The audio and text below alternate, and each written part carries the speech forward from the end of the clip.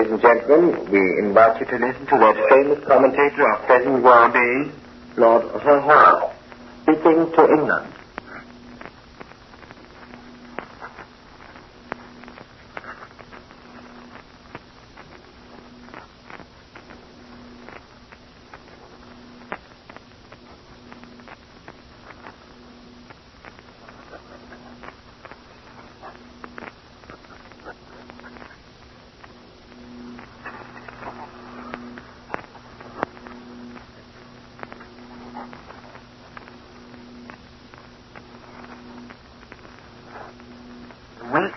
Which has just gone by began with a feeling of tension and suspense. The great offensive against France had been brought to a victorious conclusion.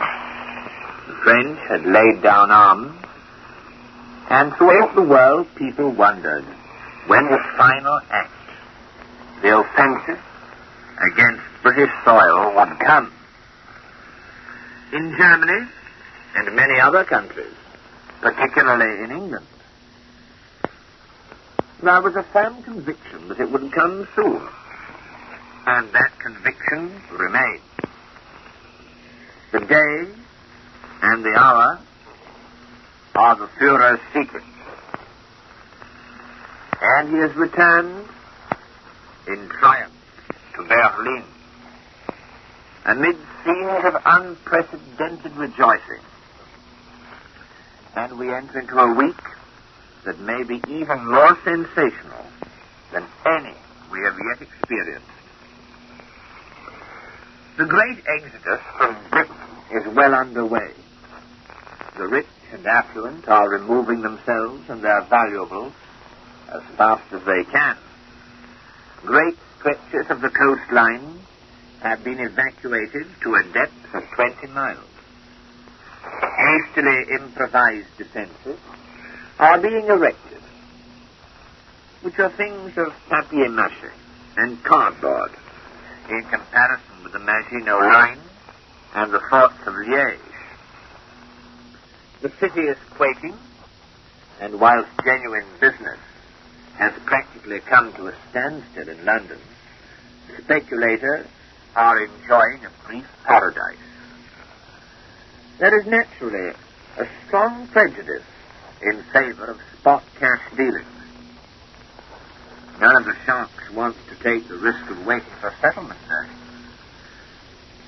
The political prisoners who have been arrested and thrown into jail without trial are, it is said, to be transported to Canada.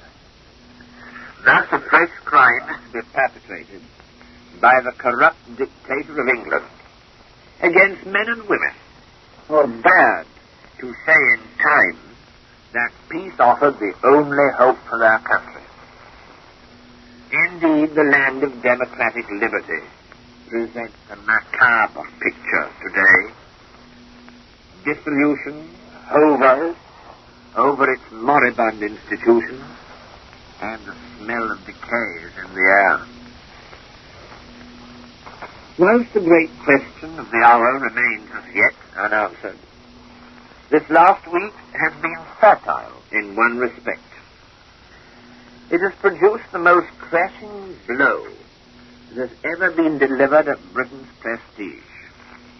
And that blow, interesting to relate, has been delivered not by the Führer, but by Winston Churchill, the aged satire, whose talent for injuring those who trust him is unique.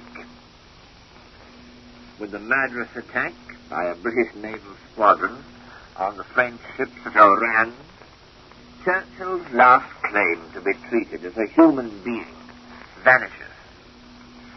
The spectacle of the Royal Navy firing on French warships that were not under steam and could not maneuver is the worthy sequel to the criminal attack on the Altmark in Joyce Fjord.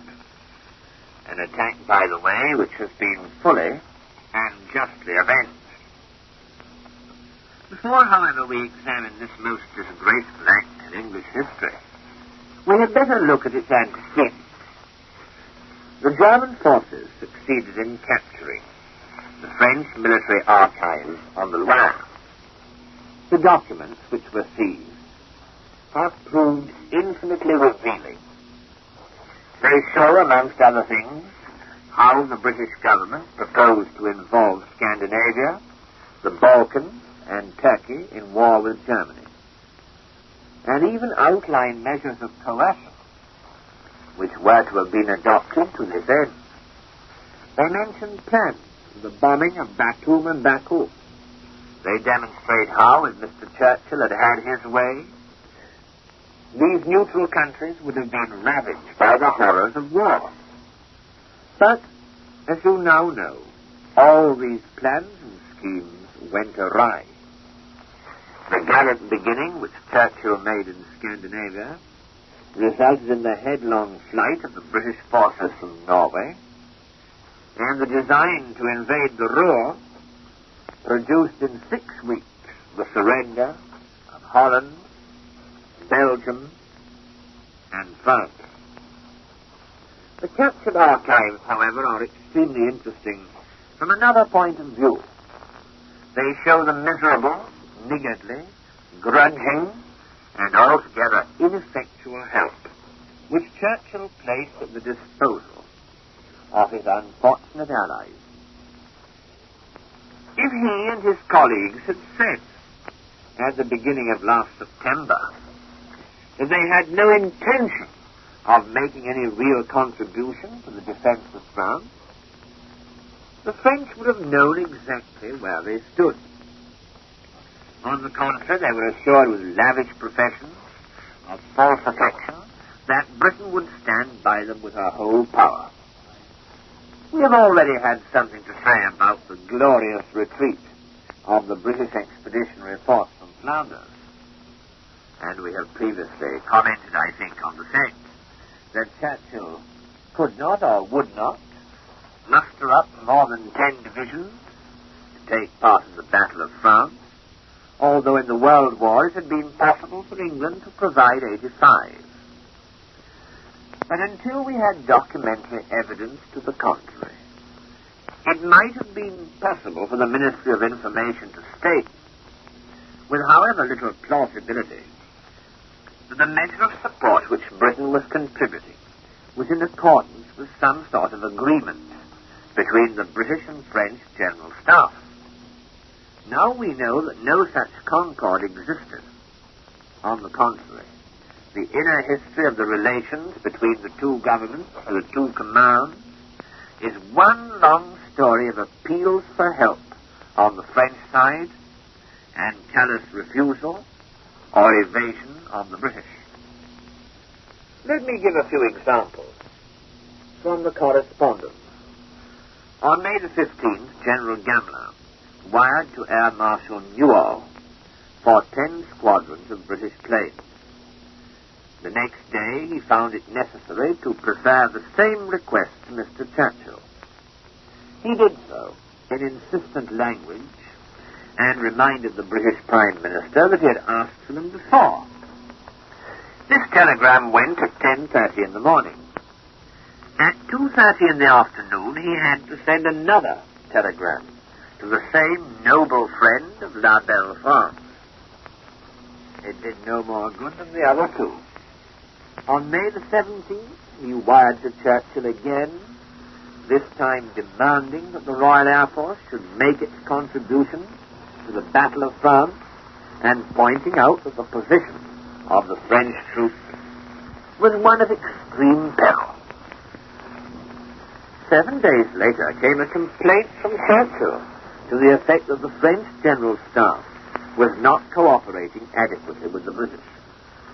On May the 30th, General Weygand telegraphed to the British High Command his most insistent request that the British Air Forces, which had retired to England, should be sent back to France. On June the 3rd, General Weymouth saw the end coming. He begged Monsieur Renault to use all his influence with Churchill to secure the assistance of the Royal Air Force.